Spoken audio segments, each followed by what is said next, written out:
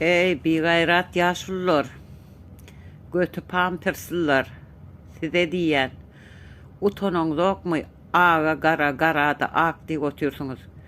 Bu yalan yaşlık gepleri niye edip utanman aydı biliyeniz siz. Hemmedat onotluk, hemmedat gülala güllük.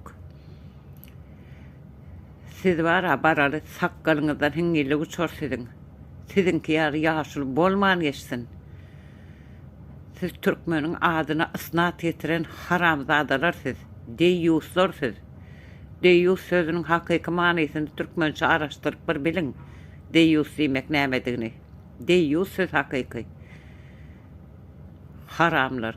Özünüzden öňe nesile nähilek görüldü berýäňiz siz. Oğul kızınıza, artık çoğuluklarınıza berýän görürläňizmi şu? Edil biz yalak bolup, yalaka olun, taşşakçı olun diye öğretýäňizmi? Haramlar. Bir gayrat siz. Hele içede yok siz. Sakkal koy vermeň siz. Sıyırın sakkalınızı, öňüzdäki hereýlen kıyıňyzyny başyňyza saraň. Utanman öwüp dur prezidentim, arkadağım. Sen arkadağın bilen bile bir çukurda yanırsan tek.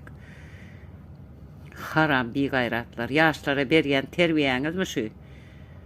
Onlara yaşyňyzdan, başyňyzdan utanın.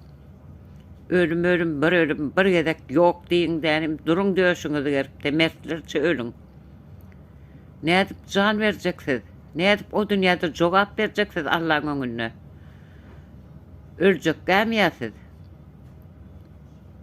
Biz var yançak ölmän biz sizden tek dağıttırır bu ölümün ucundan azırak size. Haram, bir gayrat, yaşlı diyesimiz gelen ok size.